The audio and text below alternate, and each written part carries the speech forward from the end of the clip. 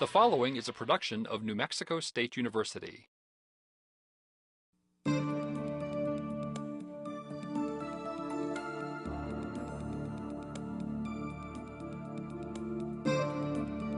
Compost is no accident. It requires a good balance of air, water, carbon, and nitrogen in the pile. Low-temperature cyclophilic bacteria start the process out and are quickly replaced by mesophilic bacteria that are active at temperatures between 70 and 100 degrees Fahrenheit. Rapid decomposition of the pile by the mesophilic bacteria generate heat, which sets the stage for the thermophilic bacteria. As the pile cools down, various fungi and actinomyces take over. Both give the compost pile its faintly earthy odor. Other invertebrates that can be found in the pile include mites, centipedes, snails, and earthworms. Microorganisms in the compost pile require carbon for energy and nitrogen to synthesize protein. All organic matter contains both nitrogen and carbon. The amount of carbon in any particular type of organic matter compared to the amount of nitrogen it contains is called its carbon-nitrogen ratio. Optimum decomposition by microorganisms in a compost pile occurs when the average carbon-nitrogen ratio is 30:1. Some organic matter like sawdust, straw, and leaves are high in carbon, while other materials like grass clippings and kitchen waste are low. Organic materials high in carbon and those low in carbon should be mixed in the compost pile to come up with the ideal ratio of 30:1. Decomposition within the pile or bin can be increased by increasing the surface area of the organic material. Running twigs through a shredder or leaves through a power mower will decrease the size of the materials, thus increasing the surface area for microorganisms to grow on. Most compost piles aren't aesthetic masterpieces, so locating them in an inconspicuous but convenient location is appropriate. Be sure a source of water is nearby. As most compost is used in the garden, easy access to this area is essential. Minimum dimensions for a pile are 3 feet by 3 feet by 3 feet. Smaller piles won't heat up or decompose properly. The pile should be large enough to hold the heat it generates, yet small enough to allow air movement into the center of the pile. Piles taller than 5 feet are difficult to turn and may restrict airflow due to weight. Gardeners with large amounts of yard waste should consider constructing 2 or more compost piles or bins. 2 bins are convenient when turning the material, while multiple bins initiated at different times provide for compost at different stages of decomposition. A relatively expensive structure is a 3-bin composting unit. These bins can be made of sliding redwood slats, a combination of redwood slats and hardware cloth, or cement blocks. Heap composting is the cheapest method of composting, but it tends to take up more room and is somewhat messy. Holding compost units tend to be slower in terms of creating finished compost, as they tend to be turned less frequently, if at all.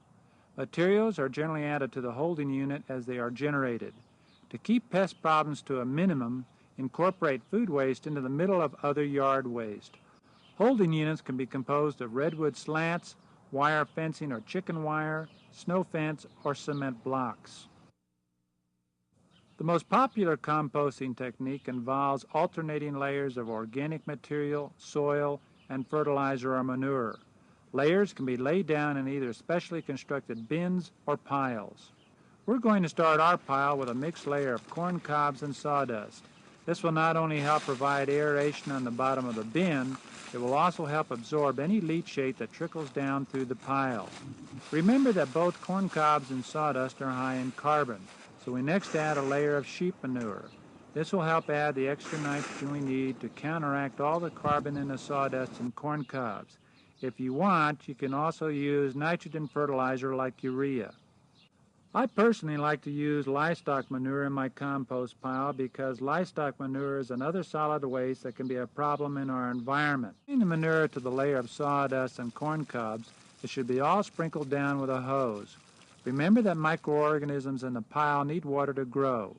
The compost should have the consistency of a damp sponge. Piles will not decompose properly if you have too much water or too little water. We're next going to add about a 1-inch layer of soil.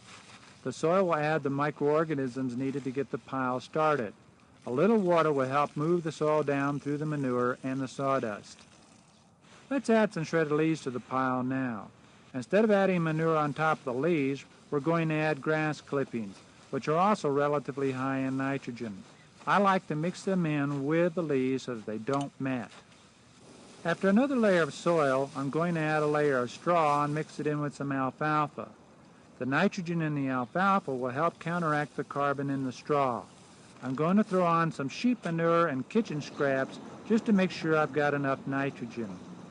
Continue to add alternating layers of organic materials, fertilizer or manure, and soil until the pile is 3 to 5 feet high. Be sure to moisten each layer with water as it's laid down. This is particularly important for drier, coarser materials. The pile should heat up after a few days. To keep the process going, the pile needs to be turned. The more compost is turned, the faster it decomposes. One easy way to turn compost is to use this portable hail screen compost cage.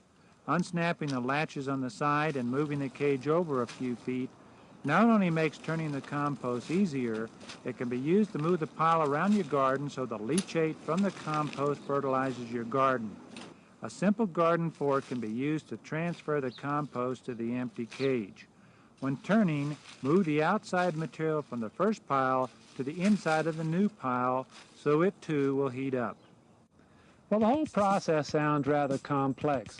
Let's put some master composters together with some kids, mix up all the elements, and see if we can come up with a well-designed compost pile. The views and opinions in this program are those of the author and do not necessarily represent the views and opinions of the NMSU Board of Regents.